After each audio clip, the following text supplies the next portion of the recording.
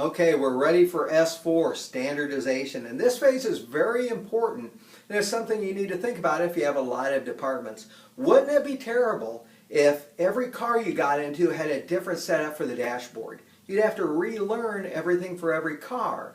If gear shifting was in different places and things like that, that would be horrible. We need standardization. So what you have in one department, you really need to set that up with all the departments. In one of our large manufacturing sites, we had what we basically called floating mechanics. These are guys that we could put anywhere based on where someone maybe called in sick or wherever there was a need.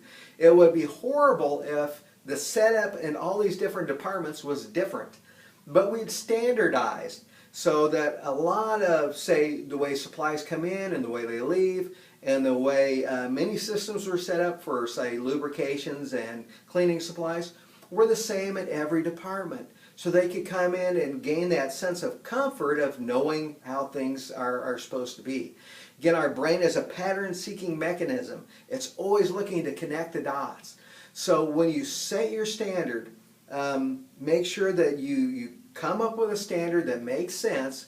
Okay, you've already sorted out, you've cleaned, you've set things up in the place that makes the most sense. Now just standardize it.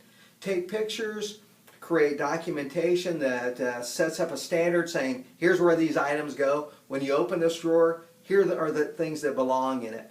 Maybe you want to make use of shadow boards or foam inserts.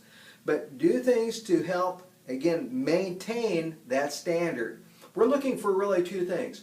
We want a standard where people can walk into anywhere in any department and they're the same, so we need to multiply that standard. Set it up and make sure it's the same everywhere. But the second thing is we want that standard to, again, be self-regulating, self-monitoring, and self-correcting. So say for that standard we have foam inserts for tools. One of those tools is missing, people see it immediately. That's what we're after. So good luck with number 4, and it's a very important one. So come up with a standard that makes sense and duplicate it.